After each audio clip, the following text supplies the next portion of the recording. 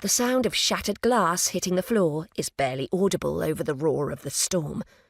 Jonesy sweeps the hammer round the edges of the frame, knocking away the jagged pieces, then reaches inside, twists the key in the lock. He turns the handle, starts to open the door, but the wind tears it from his grasp and blasts it wide open. Tyrus swings his torch over a cavernous, shadow-cluttered lobby. A bifurcated staircase, carpeted in the deep maroon of old blood, sweeps up to the balcony. A chandelier hangs from the middle of the ceiling. Jonesy whistles softly, turns a slow circle. "This place is sick!"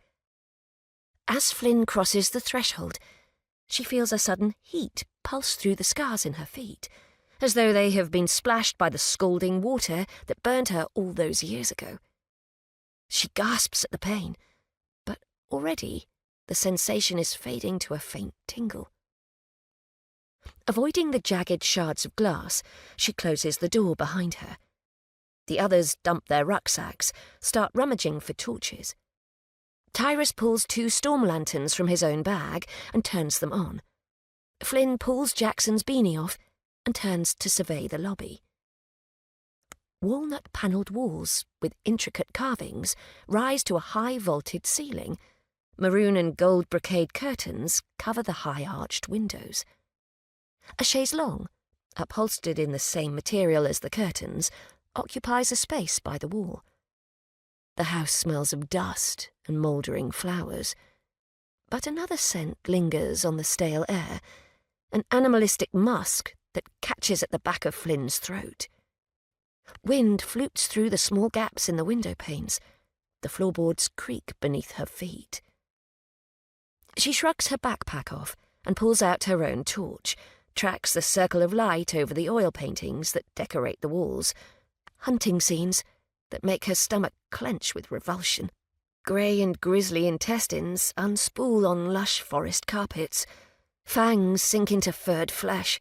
Muzzles wrinkle over blood-drenched snouts. "This place is incredible!" Jonesy peels off his waterproof and shakes a hand through his corona of blonde curls. "It's hardly degraded at all." Jackson moves his torchlight across the high ceiling, where intricately designed patterns have been hand-moulded into the cornices. Dusty cobwebs tinsel the chandelier, like clusters of dirty grey hair. He walks through the lobby, inspecting the various trinkets and ornaments, photographing the side table, the chandelier, the iron candle sconces that line the walls. Jonesy pulls a beer from his bag, pops the tab. The sleek tisk echoes around the lobby. Chloe flings herself onto the chaise longue, and May drops beside her, drapes her legs over her friend's lap. Watching Chloe, Flynn feels a kick of unease she can't put her finger on.